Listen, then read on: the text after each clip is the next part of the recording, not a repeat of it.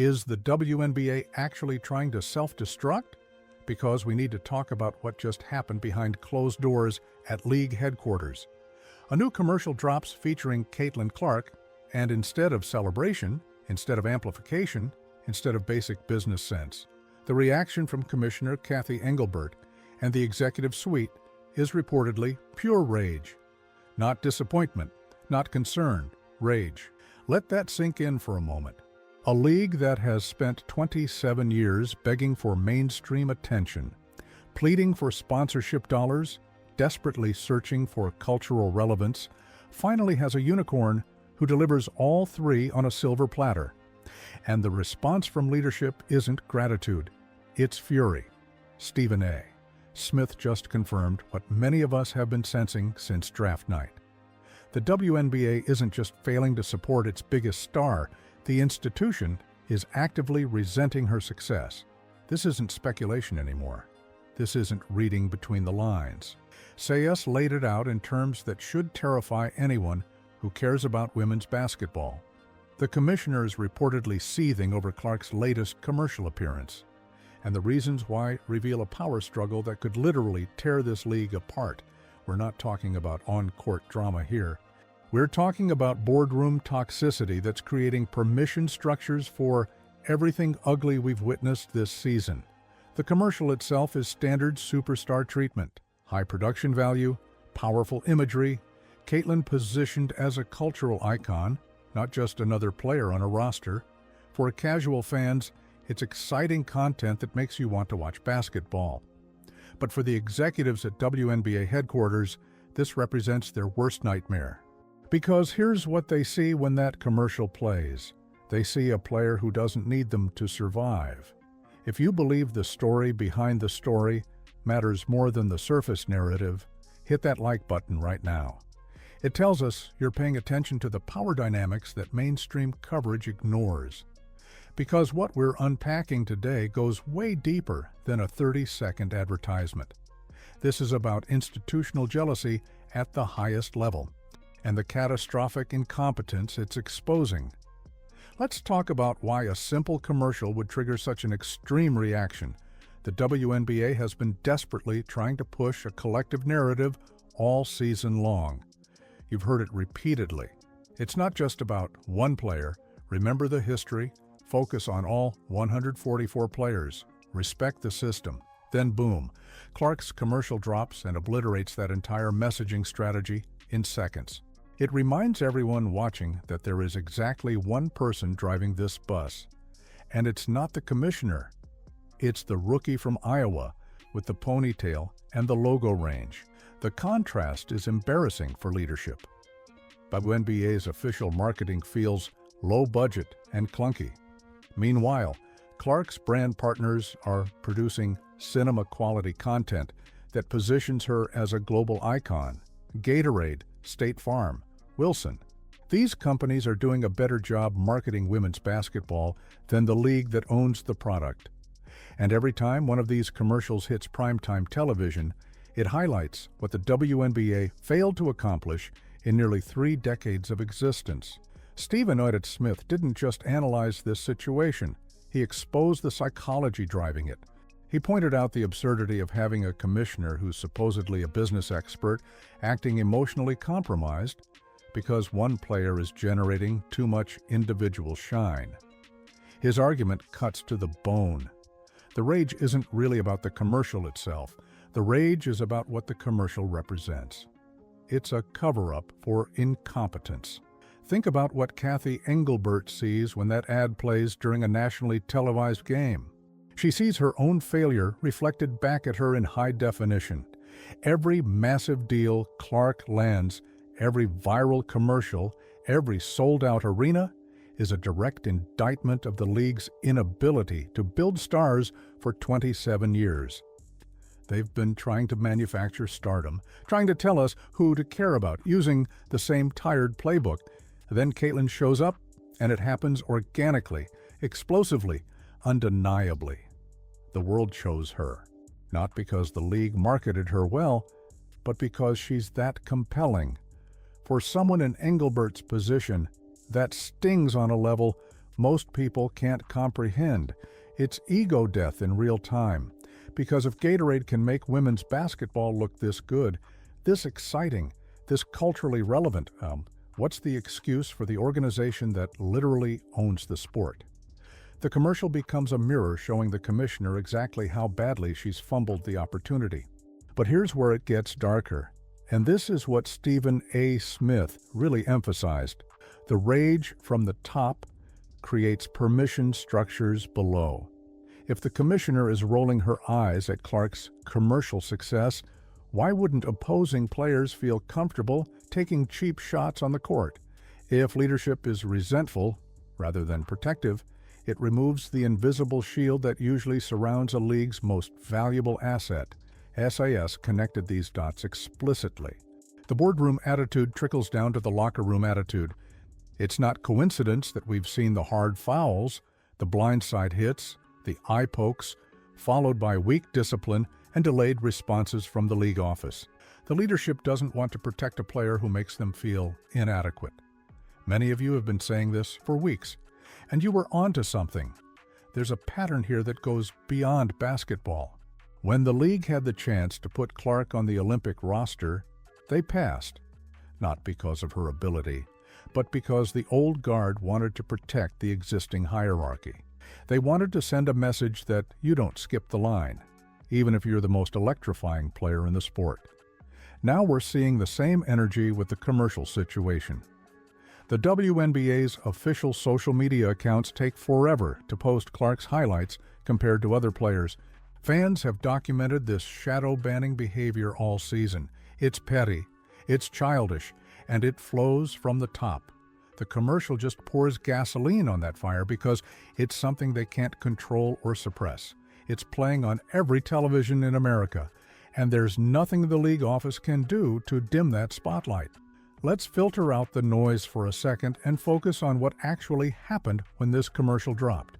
Did the WNBA's official accounts repost it? Did they congratulate their biggest star on expanding the game's reach? Did they issue a press release celebrating another major brand partnership? No. Silence. Complete radio silence. In the NBA, when Anthony Edwards or Jason Tatum drops a signature shoe or major advertisement, the league amplifies it immediately. They understand it's good for the entire ecosystem. Everyone benefits when stars shine brighter. The WNBA's silence regarding Clark's commercial victories is deafening, and it confirms everything Stephen A. Smith is saying. You only ignore your biggest star's success if you're bitter about it. This isn't oversight. This isn't an accident. This is policy. The millions of new fans Clark brought to the league aren't stupid. They see the double standard. They see the hostility. And they're starting to view WNBA leadership as the villain in this story, which is probably the most self-destructive brand positioning imaginable. Reading between the lines, what we're really watching is a fundamental clash of philosophies. For decades, the WNBA has been run by people who view the league as a cause, a movement, a collective struggle for recognition. Then comes Caitlin Clark, who represents pure individual capitalism and singular stardom. She doesn't fit the mold the old guard built. She disrupts the hierarchy. She bypasses the traditional power structures entirely. The commercial highlights this disruption perfectly. It shows Clark as a force of nature, separated from the pack, transcending the league itself. WNBA leadership spent decades trying to convince the world that the product is the collective. They wanted to sell the shield, the sisterhood, the movement. Clark's brand partners are selling her as an individual icon. This fundamental disagreement is what's causing the friction. The old guard feels disrespected, like all their foundation-building work is being ignored because one player can hit shots from the logo. But here's what they're missing, and this is where Stephen A. Smith's analysis becomes crucial. Clark isn't diminishing what came before. She's the payoff for everything that came before. She's proof that the investment in women's basketball was worth it. She's the validation they've been seeking. Yet instead of embracing that moment, instead of riding the wave to new heights, leadership is reportedly trying to build a dam. They want to contain her influence, minimize her impact, bring her back down to earth so they can regain control. SAS essentially accused the league of wanting Clark to fail, or at least wanting her humbled enough that she needs them again. But as he noted, that ship has sailed. Caitlin Clark has her own economy now. She has her own gravity. The world is watching her, not watching the commissioner, and that power imbalance is apparently more than the executive suite can handle. If this analysis is resonating with you, drop a comment right now telling us what you think is really going on behind the scenes. Are we watching institutional sabotage, or is there another explanation for why a commissioner would rage against her own star success? Because your perspective matters here. We're building a community of people who refuse to accept surface-level narratives. Now let's talk about the financial dimension, because this is where the rage becomes even more irrational. Every high-profile commercial Clark shoots reminds the public of an uncomfortable truth. The WNBA doesn't pay its stars enough. When people see Caitlin in these premium advertisements, pulling in massive endorsement money, it invites the obvious question: why is the league so financially broken if this player is generating so much revenue? The commissioner knows this. She knows every commercial highlights the wage gap and the lack of revenue sharing. Instead of fixing the broken business model, instead of capitalizing on Clark's rising tide to lift all boats, leadership gets defensive. Stephen A. Smith argues they would rather Clark be less famous, so they wouldn't have to answer these hard financial questions. It's a scarcity mindset in action. They're fighting over crumbs while Caitlin is literally baking a whole new cake. Let's examine Cathy Engelbert specifically, because her role in this drama is fascinating. She was brought in from Deloitte as a CEO type, someone to crunch numbers and grow the business with corporate precision. But she's been completely outmaneuvered by the Caitlin Clark phenomenon. Her reactions have been frozen and awkward. Remember when she was asked directly about the racial toxicity directed at Clark during a televised interview? She tried to give a corporate non-answer about how all controversy creates engagement. It backfired spectacularly because it sounded like she was justifying hate. Smith has hinted that Engelbert is raging because she knows she's on the hot seat. The owners of WNBA franchises are business people. They see the chartered flights Clark forced the league to adopt. They see the ticket sales tripling when Indiana comes to town. They see the television ratings. If the commissioner is perceived as an obstacle to this growth, if she's seen as being petty about commercials rather than strategically capitalizing on them, she won't survive long in that position. The rage is likely fear dressed up as anger. Fear that she's being exposed as the wrong leader for this new era. Clark represents a pace of growth that traditional sports management can't handle. The commercial is slick, fast, globally appealing. Meanwhile, the WNBA's official marketing still feels like it was designed in 2007. It's a clash of aesthetics, and more importantly, a clash of competence levels. The commissioner is losing that comparison every single day. We have to use the word that Stephen A. Smith has used, the word Charles Barkley has used, because it's the only word that accurately describes this situation: jealousy. But we usually talk about players being jealous of each other. What SAS is exposing now is that the jealousy goes all the way to the executive suite. Why would a commissioner be jealous of a player? Because Caitlin Clark wields more power than Cathy Engelbert does. When Clark speaks, the world listens. When Engelbert speaks, people tune out, or worse, they criticize. That is a devastating pill to swallow for an executive who is used to being the authority figure in the room. This new commercial cements Clark's status as the face of women's basketball, period. Regardless of what the standings say, regardless of who wins the championship, the league office spent years trying to manufacture stars and tell us who to root for. Then Clark showed up, and it happened organically, authentically, unstoppably. The rage is the rage of a micromanager who has lost control of the narrative. They can't tell Clark what to wear, what to say, or who to sign with because she doesn't need their money. Her endorsement portfolio probably exceeds her WNBA salary by a factor of 20. This financial independence is seen as a threat to the traditional power structure. If players realize they can build bigger brands outside the league than inside it, what leverage does the organization have left?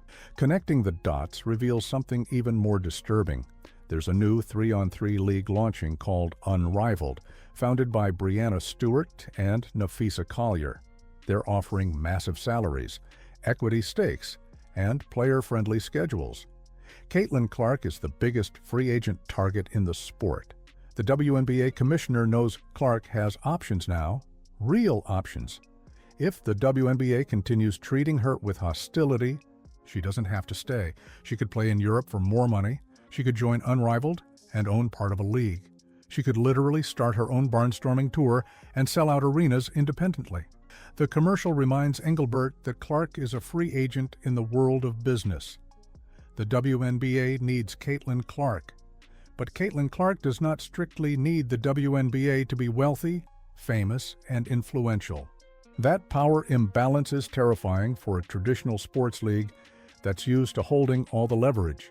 Usually, the league controls players because players need the league for a paycheck and exposure. Clark bypassed that dynamic entirely. She arrived with her own audience, built her own brand, and now operates on a different economic plane. The commercial is a flex, intentional or not. It says, "I am the economy." And for an office full of executives used to calling the shots, that is infuriating. Stephen A. Smith isn't alone in holding the WNBA accountable anymore. He's part of a wave of new media treating this league like the big leagues, which means calling out the dysfunction without kid gloves. For years, the WNBA was covered with soft criticism because everyone wanted to support the cause. But now that real money is involved, now that there are actual stakes, the gloves are off. SAS, Shannon Sharp, Pat McAfee, they're analyzing the WNBA with the same ruthless standards they apply to the NBA and NFL. And what they're finding is an organization that's not ready for prime time. An organization that's so stuck in old paradigms that it's actively working against its own interests. The commercial rage is just the most visible symptom of a deeper institutional sickness. You were onto something when you noticed how differently this league treats its biggest star compared to how other sports leagues elevate their superstars. The most damning part of this entire saga is what happens next. Does the commissioner course correct? Does she swallow her pride, embrace Clark publicly, and ride the wave to unprecedented growth? Or does the resentment continue festering, creating more toxicity, more double standards, more lost opportunities? Based on everything we've seen so far, the smart money is not on self-awareness winning the day. We're witnessing a case study in how institutional ego can sabotage generational opportunity. The WNBA has been handed a gift that most leagues would kill for: a transcendent talent who's also media-savvy, marketable, and culturally resonant. Someone who makes casual fans care about a sport they previously ignored. And the reaction from leadership is to get mad about her commercials. If you found this deep dive valuable, make sure you're subscribed with notifications on Geek, because we're not done exposing what's really happening in this league. We've got more receipts to pull, more patterns to document, more conversations that need to happen. The mainstream media won't tell you this story. They're too worried about access, too worried about being blacklisted. We don't have those concerns. We're here to connect the dots you've been seeing all season. The WNBA is at a crossroads. One path leads to embracing this moment, supporting their biggest star, and growing into the major league they've always wanted to become. The other path leads to continued resentment, institutional sabotage, and watching their unicorn eventually walk away to platforms that actually appreciate her value. Right now, based on the rage over a simple commercial, they're sprinting down the wrong path. And Stephen A. Smith just gave us the map to understand exactly why. Thanks for watching, and we'll see you in the next one.